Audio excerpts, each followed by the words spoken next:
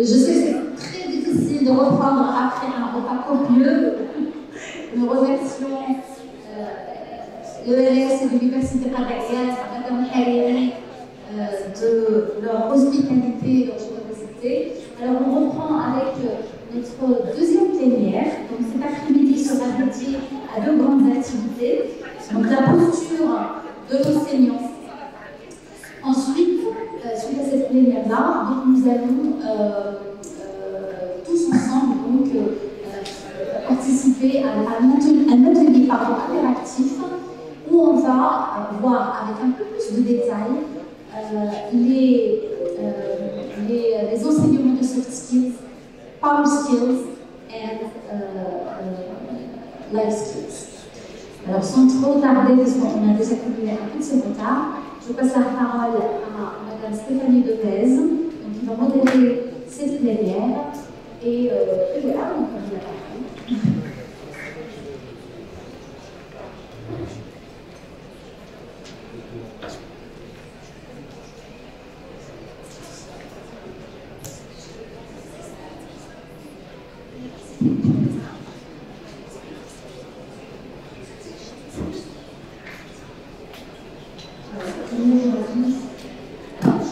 Serait-il possible juste de vous demander de vous approcher un tout petit peu comme ça, surtout pour l'atelier et aussi pour les interactions, hein? Donc, je vous remercie tout le monde de juste vous rapprocher un petit chouïa.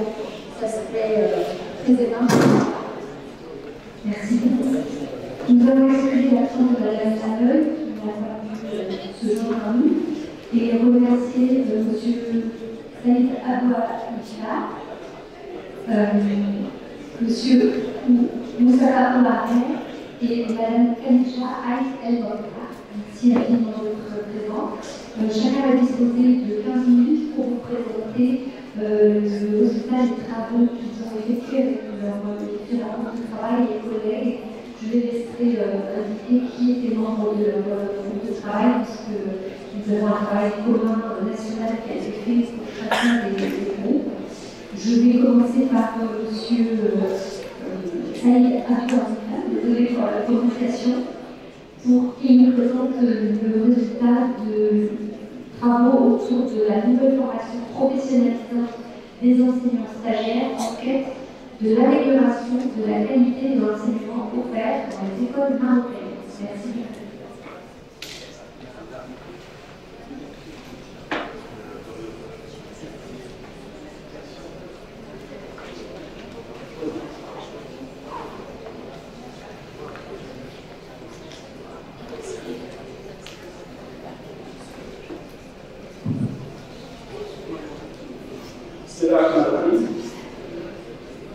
Bonjour tout le monde.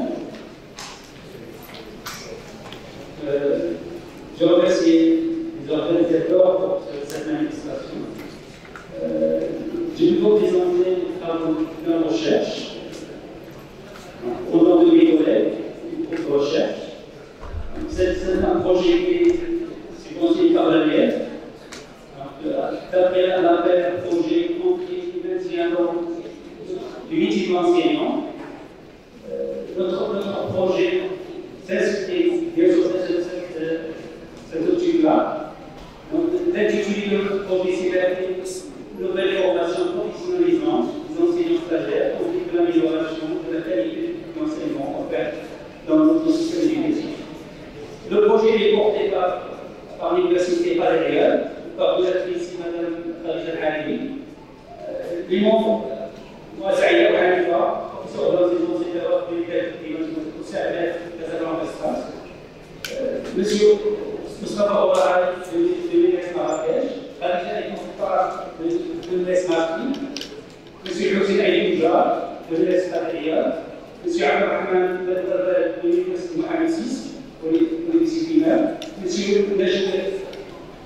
Khaled Najmi de Tanger et Madame Miranda Rio de l'Université de Calais à Rimouski à Pétain.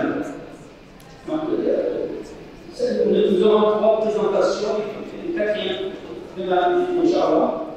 Moi, j'ai ici de vous présenter le projet avec sa méthodologie, sa problématique de l'enquête théorique. Mes collègues vont essayer de présenter des résultats partiels de plus objectifs. Demain, on va faire la même chose. Le projet sera en cours. On n'aura pas encore croisé les différents résultats, mais les résultats partiels sont déjà également.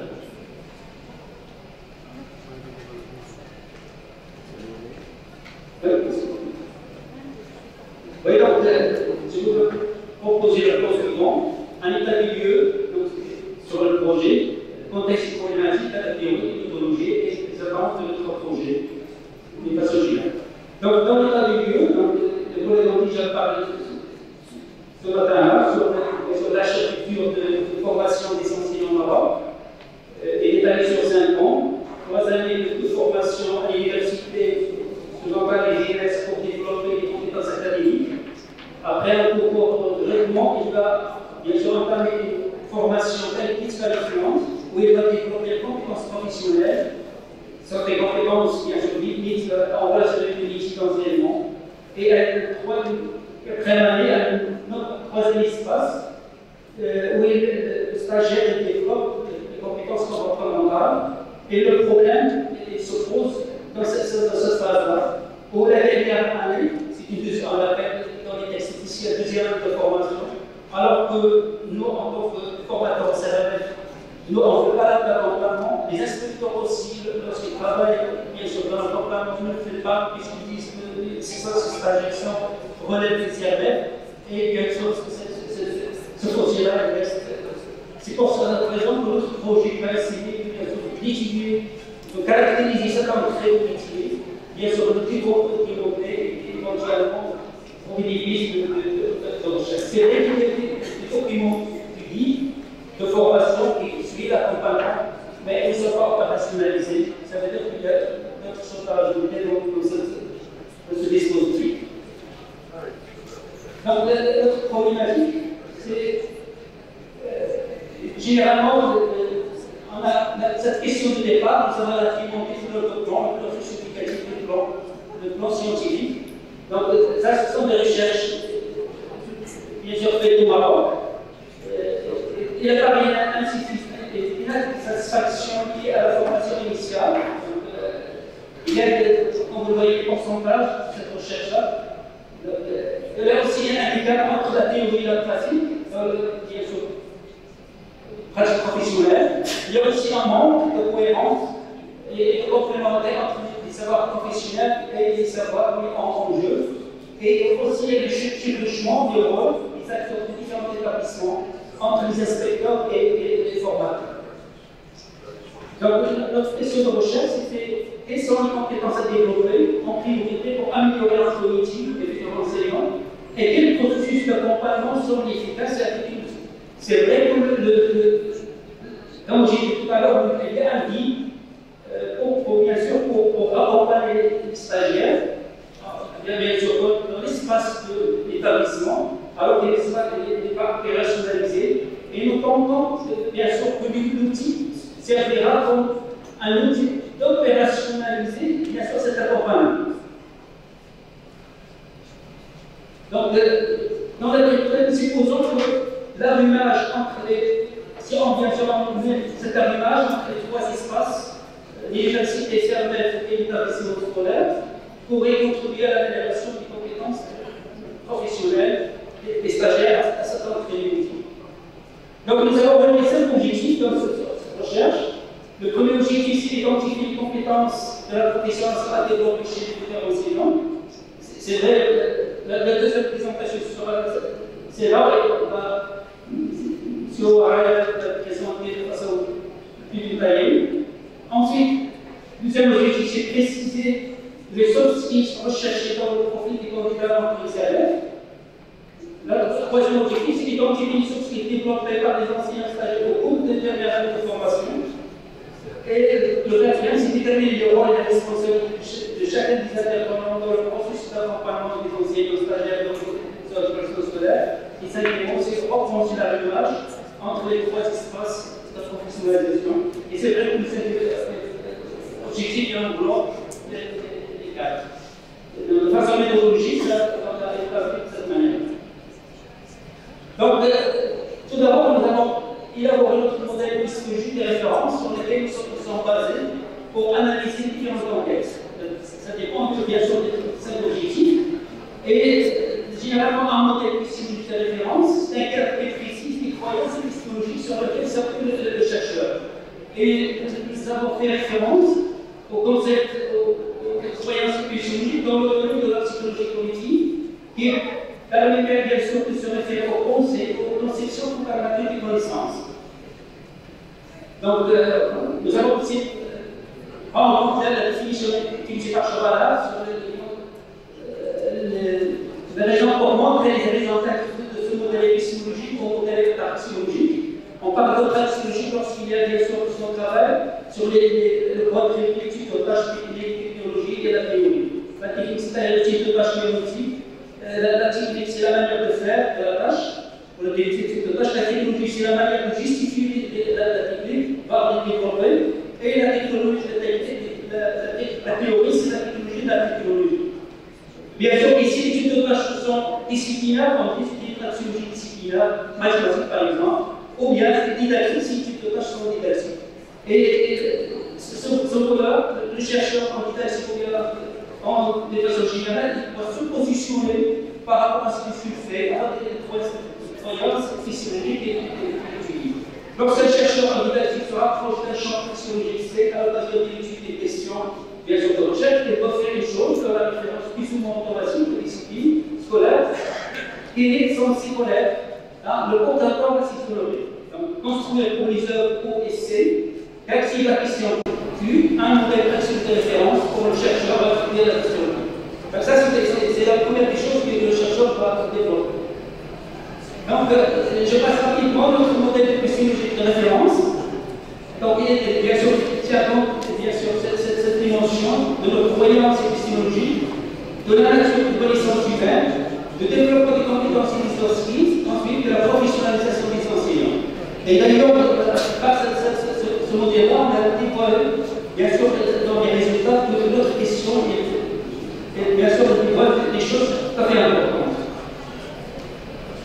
Donc, ici, j'ai bien sûr la différence entre le positivisme et le positivisme, mais nous avons adopté notre recherche, le rôle du positivisme, puisque on a adopté bien sûr des postures qui sont constructivistes et pragmatiques, de la connaissance, bien sûr, il est possible d'adapter à l'expérience du sujet, et il veut aussi avoir la légitimité pragmatique de ces connaissances, puisque permet de construire avec des notes viables, etc. Donc, à propos de la connaissance qu'on a adoptée, nous avons retenu 4 caractéristiques de connaissance, donc dans des perspectives de la chose constructiviste. Il y a des connaissances construites non construites, et elles ne sont pas tempérables immédiates, non définies une fois pour toutes. Et bien sûr, elles nécessitent une pratique réflexive. Elles ne sont pas admises comme telles, sans remise en cause. Et elles sont bien sûr contextualisées, c'est-à-dire solidifiées dans un contexte et pour donner le sens, généralement, le sens qui se développe dans des situations. Donc, toujours, ça c'est pour éclairer notre théorie. Donc, nous inscrivons également notre projet dans une perspective pragmatique et compréhensible, puisque notre recherche n'est pas qualitative, qui permet de comprendre le phénomène. Et ce qui font bien sûr ce choix-là, c'est que la recherche et signification des acteurs sociaux à travers les actions, aux événements, bien sûr, où ils sont confrontés. Bien sûr, donc il y a ce paradigme qui a fallu, ce choix que nous avons adopté. Et voilà l'exemple, lorsqu'on a identifié les compétences. Pour identifier les compétences, on les identifie à travers les référentiels qu'on a adoptés, c'est-à-dire ce qui est prescrit, et on voit ce qui émerge. Et bien sûr, ici, il y a une position de chercheur qui se fait à travers notre traitement est basé sur les compétences d'attention enseignant et sur les soucis, le bien-être, bien sûr, le savoir-être. Je passe rapidement. Et c'est les dimensions qu'on a utilisées pour la professionnalisation. Généralement, dans le premier volet de notre recherche, nous avons pris seulement on va voir seulement les développements de compétences, que ce soit disciplinaire ou transversal ou comportemental.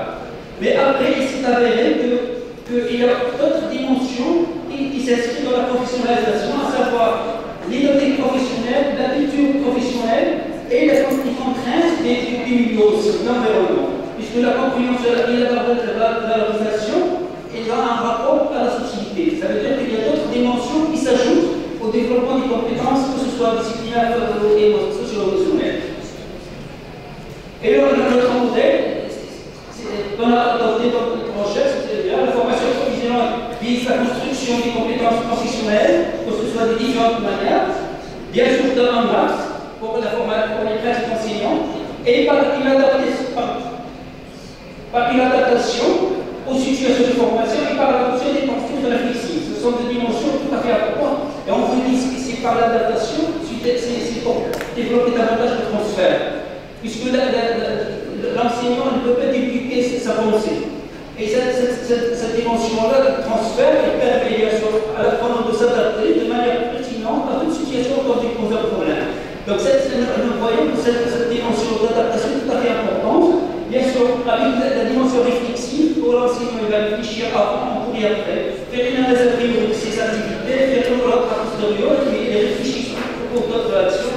Et c'est là qu'il développe les connaissances, les savoirs de l'expérience, que ce soit en cours ou d'action. Et ici, on a donné notre propre définition de la compétence professionnelle, c'est-à-dire mobiliser des connaissances des métiers, bien sûr dans des situations professionnelles, puisque la compétence ne se définit pas comme ça, mais elle est définie à travers les familles de situations, que ce soit disciplinaire ou transversale. C'est-à-dire que c'est là les familles de situations qui définissent la compétence. Donc, notre méthodologie, on a tout à fait développé des protocoles. Chaque enquête, il a un protocole, bien sûr, pour le mettre en œuvre. Donc, mes collègues vont essayer de parler de deux enquêtes. Demain, Inch'Allah, je vais essayer de parler de l'autre. Mais bien sûr, il y a des questions de recherche du plural, mais les enquêtes sont différentes, ils sont complémentaires l'une de l'autre. Voilà, ce sont les protocoles que mes collègues vont parler de ça. Donc, dans la méthodologie de visite de collègues qu'on a fait, ce sont les différentes techniques, bien sûr, de DGM, les questionnaires exploratoires, les investigations, des mises en situation. On n'a pas lié les manières de collecter les données. C'est vrai qu'on n'a pas effectué l'examination effective, vu la contrainte, les collègues vont aller expliciter ça, mais on a bien sûr les règles de forme de mise en situation pour amener les enseignants, bien sûr, à dévoiler les soft skills développés qui émergent dans le métier, dans l'art de l'économie. Voilà, donc je laisse la parole à mes collègues qui vont parler de ça. Donc les méthodes d'analyse, nous avons généralement dans les méthodes d'analyse, utilisé généralement l'analyse qualitative, pardon. On a bien sûr utilisé une analyse, bien sûr, regroupée des items selon, bien sûr, une étude de sens. Est-ce qu'il était bien utilisé comme le texte, une statistique textuelle?